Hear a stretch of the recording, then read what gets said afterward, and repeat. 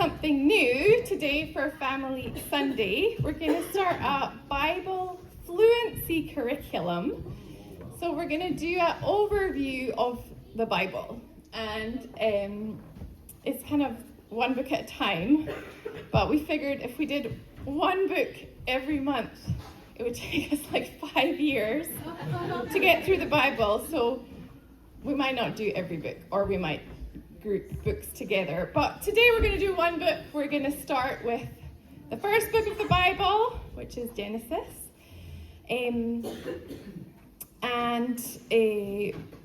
Genesis is a very important book because it explains, it gives us the foundation for our understanding of the whole world, the way the world was created, why the world is the way it is, why we are the way we are, and so what is the problem. And even in Genesis, the solution to the problem is revealed.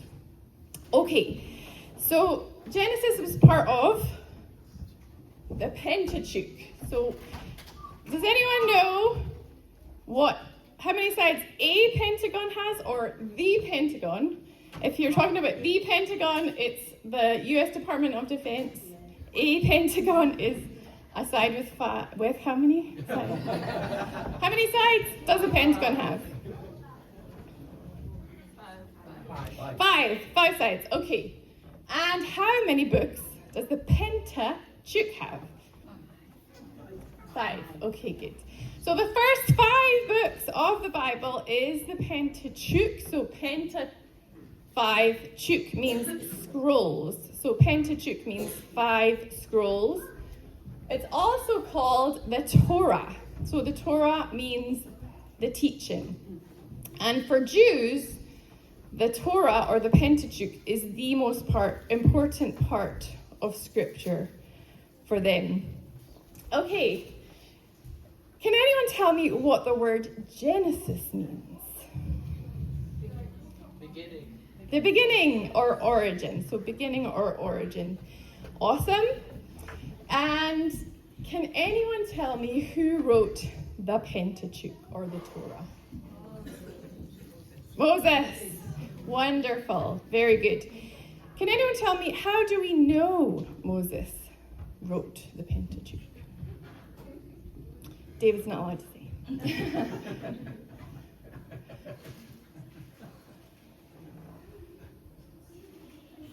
Any idea how we know?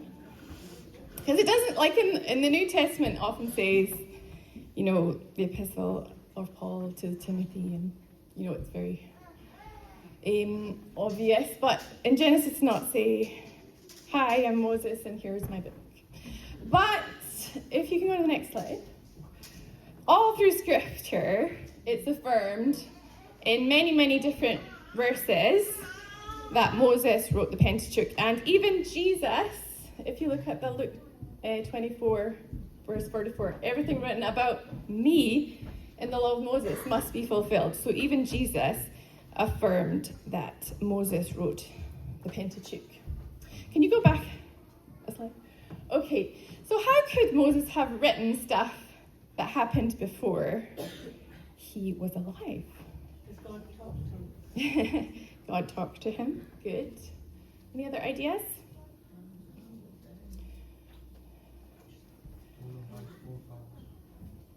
What, can you say louder? I would have been told them by his forefathers. Right. So they have very strong tradition, oral tradition. They probably had written records. God would have revealed things to him. So Moses was probably very, very well educated. Why was Moses very well educated? So he was schooled in Egypt. So he would have been the most well-read, most literate of the Hebrews. So he's in a great position to write these scrolls. Okay. All right. So we're going to learn a song about Genesis. And so we're just doing a whistle-stop tour of the book. And songs help us remember things. So we're going to learn the key events. Can you do a... Yes, there it is.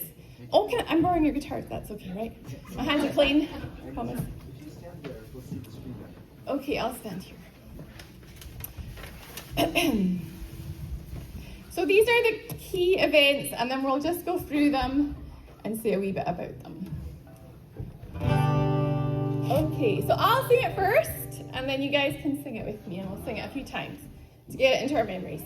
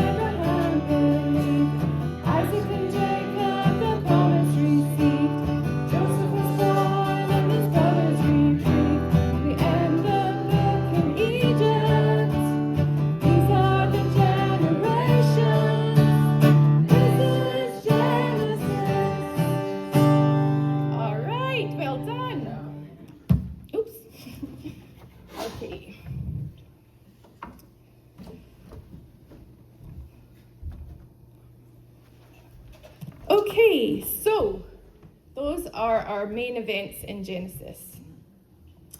So A.W. Tozer, I know I've quoted this before, said what comes into our minds when we think about God is the most important thing about us. It's a bold claim, and I believe it's true. What we understand about God shapes the way we think about everything.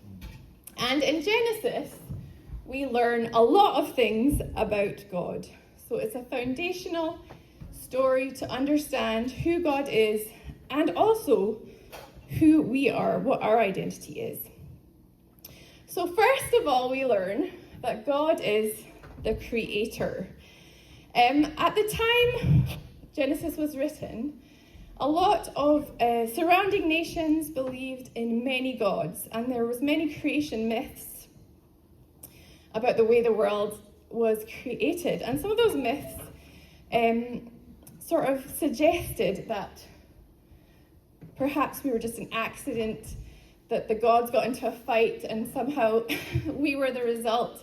So in a way, Genesis can be seen as an apologetic. It was answering those misunderstandings about who God is.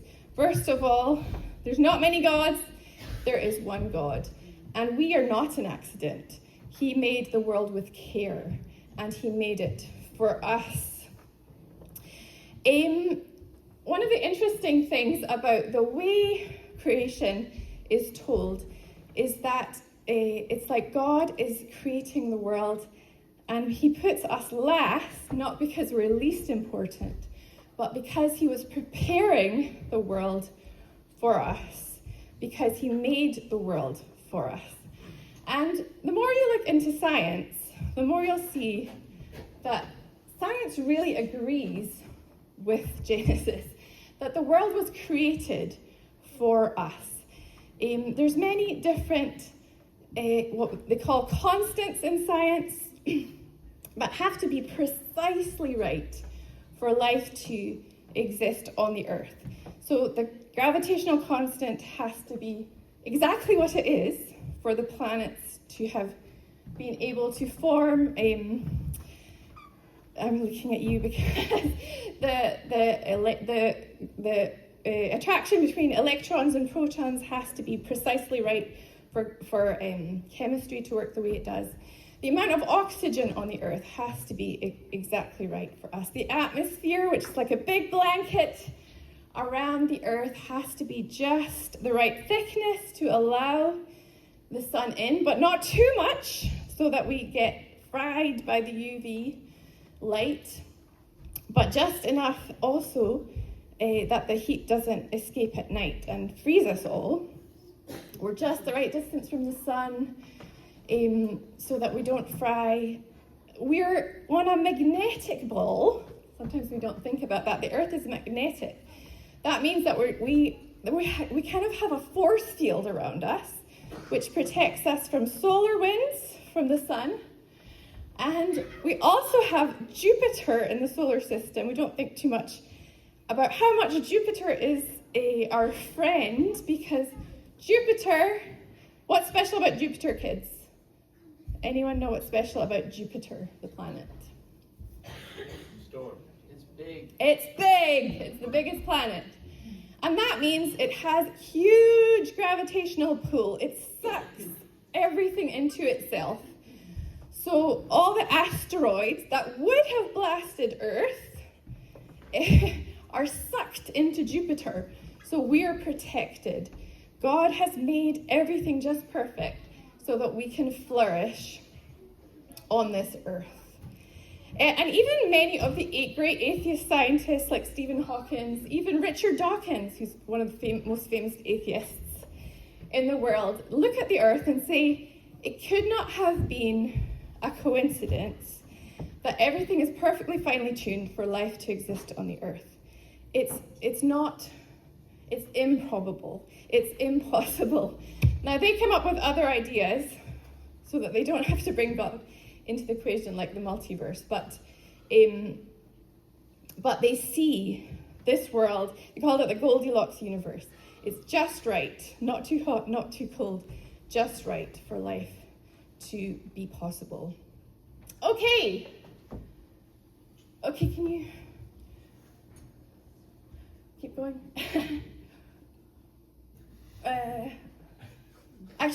So never mind. The other thing I want to say about creation is a very important verse for us in creation is that we are told that we are made in the imago Dei, the image of God. We live in a time of tremendous identity crisis. People are trying to figure out who they are and what's their identity. We're told right in Genesis, right at the beginning, what is our identity? Our identity is we are made in the image of God. We are made female and male in the image of God. And I teach a worldview class online, and my conclusion is, after looking at a lot of worldviews, is that there's no worldview that gives a higher value to human life than the Christian worldview. So if you believe in evolution, we're just an accident. If you look at the New Age movement, you're just energy. One with the universe, they teach that your individuality is an illusion, that you're not an individual person, you're just energy as part of the universe. Judaism and Islam, they have the same creation story as us, but they don't emphasize the unconditional love of God for each person.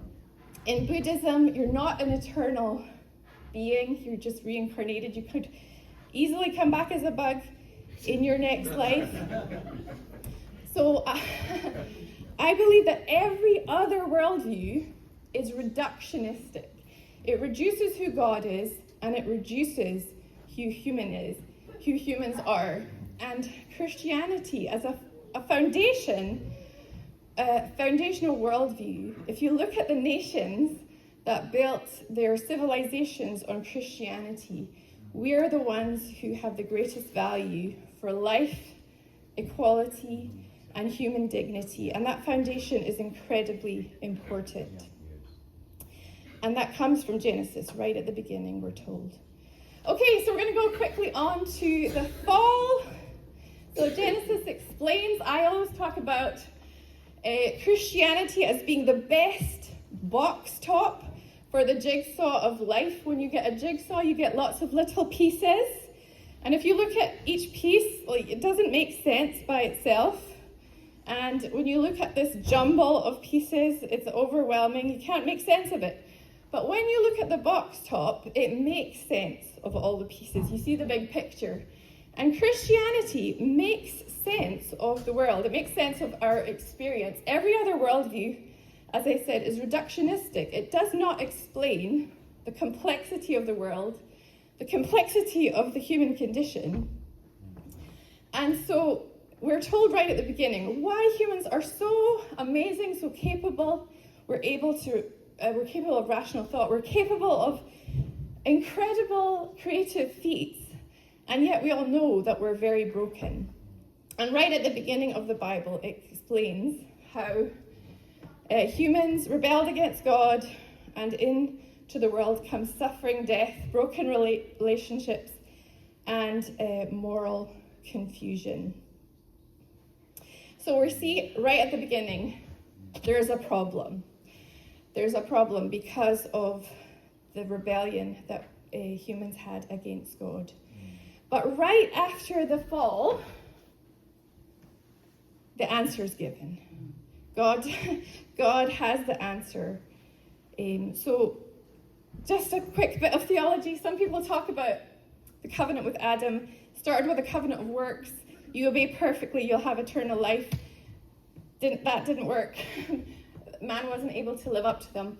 Right after the fall, we enter into a covenant of grace because God reveals the proto-evangelium.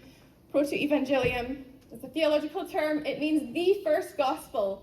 And that's what we call Genesis 3:15, where it says, I will put enmity between you and the woman, and between your offspring and hers. He will crush your head, and you will strike his heel. So right here at the beginning in the 3rd chapter, God reveals that he has a plan to overcome the sin and the sickness and the suffering that Jesus is promised right at the beginning in the proto-evangelium. Okay, quickly moving on to the flood. So sin got crazy. The world reached an extraordinary level of wickedness. And so we learned God is the creator at the beginning. Now we learn in the flood that God is holy and that he does not tolerate sin. He must judge sin. So this is another foundational truth that we learn in Genesis. But even though God must judge sin, he also makes a way of rescue for his chosen ones, for the righteous ones. So he saves the one righteous man that was left in the world, Noah, through the ark. And so we see God's nature where he makes a plan of salvation even in judgment. What I find, because I teach apologetics, interesting about the flood is every region of the world has flood legends. They have myths about a great flood. So you go to Asia, Africa, Europe, Australia, the Americas. They all have their own story about a great flood. There's over 500 flood legends documented through different cultures. Where we lived in Canada, the Comox, so this is the Comox Glacier. This is where we lived on Vancouver Island. This was our view. It was very beautiful. And where we lived, there was the Comox Nation. So that was the First Nations tribe in our area, the Comox people. And they had their own flood legend. So according to their tradition, an elder named, I'm going to mess this up, Qoiqalaq had a prophetic dream. In the dream, he was warned that an intense, relentless rain was coming, a rain that would cause a catastrophic flood. After hearing this warning, the Comox chief Januk called the community together to prepare. The people built many canoes, stored food, and wove a long cedar rope so they could anchor their boats. When the rain began, it did not stop. The rivers rose and flooded the valley, even covering the tops of the totem poles. The people fled to their canoes and anchored them to the highest place they could find, the glacier on the mountain. So this, if you go back, so that's the glacier in the Comox Valley and in the story. As the waters continued to rise, nearly covering the entire glacier, the ice transformed into a giant whale called Quinish. So if you go forward, so this is their lodge, the Comox people's lodge, and this whale is Quinish, the whale in their flood legend. The glacier whale began to move and breathe, keeping the people from being submerged. After the floodwaters finally receded, Quinish settled back into its place on the mountain and became a guardian overlooking the Comox Valley. Now, obviously, the story is quite different from the biblical account, but it's been passed down orally in their culture for thousands of years. So the details have adapted and been shaped by their culture. But in every flood legend, what you find is there was a divine cause, a catastrophic flood, and a surviving hero or family who go on to repopulate the earth. And this would make total sense if everyone from the world is descended from Noah, because they would have all had that same lineage passing down the story in their own culture. Okay. Noah's also important because he was the first person to receive a major covenant with God. Does anyone want to tell me what a covenant is? Promise. A promise, good. A binding, so this is my sort of official definition. A binding relationship started by God with promises and responsibilities. Now, you can look at the Bible divided up into books and chapters. You can also look at the Bible divided up into covenants, because God makes covenants throughout the Bible. We live in the new covenant with Jesus. Can you go back? Or, yes.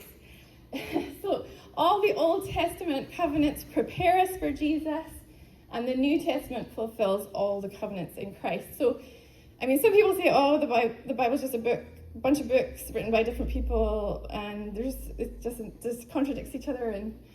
But actually, there's an amazing unity in the Bible with God's promise being traced right from Genesis 3 all up to Jesus. Everything in the Old Testament points to Jesus. Okay, yes, so what is the promise that God made to Noah from this verse? What can you extract? The covenant.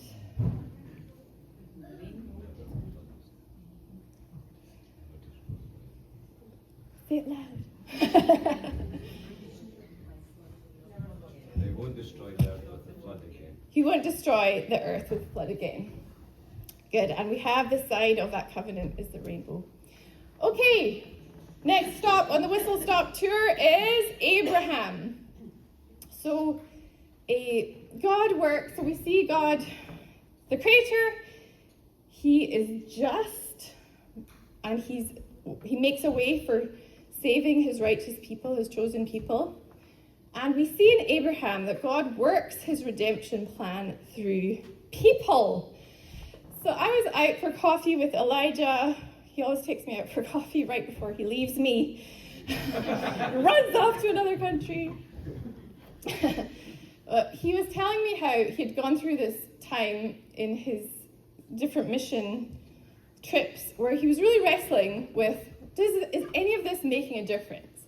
Because he was out, when he was on tour with NLM, they'd be up early, late at night, burning the candle both ends, working all day, doing these big shows, presenting the gospel to thousands of people. And he's like, is this really making a difference? We're just going in and we're leaving. Like, how do I know it makes a difference? If God is God, he can save people any way he wants to. And maybe he doesn't need me to be doing this. But then he started looking at the Bible. And he realized everything God does, he does it through a person. He partners with people and works through people. And that's what he did with Abraham. He chose Abraham out of, anyone know where Abraham came from? Ur. And so this is an ancient recreation of Ur. I don't know but sometimes you think about Abraham, he's like father of the faith. You think he probably grew up with his dad reading the Bible, memorizing verses, getting a smarty if he said it right, going to Sunday school. But actually, Abraham came from a pagan city that believed in a whole bunch of pagan deities. And if you can advance, so that's some of their art. We were able to go to the London Museum, the British Museum in London, and look at artifacts that came out of Ur. And it was just so trippy to be looking at things that came from the civilization that Abraham was called out of. So he's called out of a completely pagan upbringing, called by God to be the father of the faith. And God made a covenant with Abraham, if you can go back to the verses. So go from your country, your people, and your father's household to the land I will show you. So here's what he's promising. I will make you a great nation. I will bless you. I will make your name great, and you will be a blessing. I will bless those who bless you, and whoever curses you, I will curse you. And all people on earth will be blessed through you. So Jesus chooses a man, and then we'll see how the promise continues through his family. So Isaac and Jacob also received promises from God. So we'll just look at those promises really quickly. So do not go down to Egypt. Live in the land where I tell you to live. Stay in this land for a while, and I will be with you and will bless you. For to you and your descendants I will give all these lands. So there's a promise of land. And will confirm the oath I swore to your father Abraham. I will make your descendants as numerous as the stars in the sky, and will give them all these lands. And through your offspring all nations on earth will be blessed, because Abraham obeyed me and did everything I required of him. So Abraham kept his part of the covenant, and God will keep his part of the covenant. And then we see similar promises to Jacob. I'm not going to read it all because I'm trying to keep this short because it's a family service. Okay, and then if we keep going on, we have at the end of Genesis, we have the story of Joseph. So we've seen how God is the creator. We've seen how God is a just God who makes a way of salvation. We've seen that God is a promise-making God. And now in Joseph's life, we see how God is sovereign. So we see how Joseph was betrayed by his brothers, sold into slavery, falsely accused, forgotten in prison. But God uses all of that for good. So he saves Joseph's family. He raises him up to save the whole nation. So in that we see that God doesn't just care about Abraham and his family. He cares about the whole world. He cared about Egypt and the surrounding nations. So we see at the end of, so Genesis finishes up in Egypt, and there we see, God really cares about the whole world. Although the Old Testament focuses very much on the Israelites, all throughout we see how he has a heart for the whole world. So finally, the last line of the song is, these are the generations. So in Hebrew, generations is toldot, and theologians talk about toldot divisions in Genesis. So there's a man-made structure we put on Genesis where we put 50 chapters in Genesis. I don't know who did that, someone did that. But there's actually 10 natural divisions in Genesis, the toldot passages. So each toldot passage starts with the word, these are the toldots, or these are the generations, or these are the accounts. So the first toldot is about the whole earth, heavens and earth. So that introduces the creation account, but then every other toldot passage hones in. So it's like a camera with a zoom lens. We're honing in on a particular person and a particular family. So what I'm going to ask you guys to do, if you want to, is this month, as families or by yourself, to read through Genesis and to look for the different toldots. And can you keep going? So is there another one? So I've got some discussion questions you can use. The way we read the Bible in our family is we read a passage and then we ask questions. We try and ask the hardest questions we can possibly think of, because it makes us think deeply about the word. So I'm going to encourage you, if you want, to read through Genesis with us. We've already started as a family. We're using a plan that's called Important Stories in the Bible, Important Events in the Bible. So we're not reading every single part. But right now we are reading the key parts of Genesis. And if you go back. So I've made these Quizlet packs as well that have a bunch of facts about Genesis. Next, Family Sunday, we're going to do a quiz. So if you can memorize these facts, we've got one for kids and one for adults. And the other thing is, I've made a WhatsApp group. If anyone wants to join, you can join with this QR code, or I can send out a link. Can we put these in the church news? Just the link? Yeah, I'll just put them in the church news as well.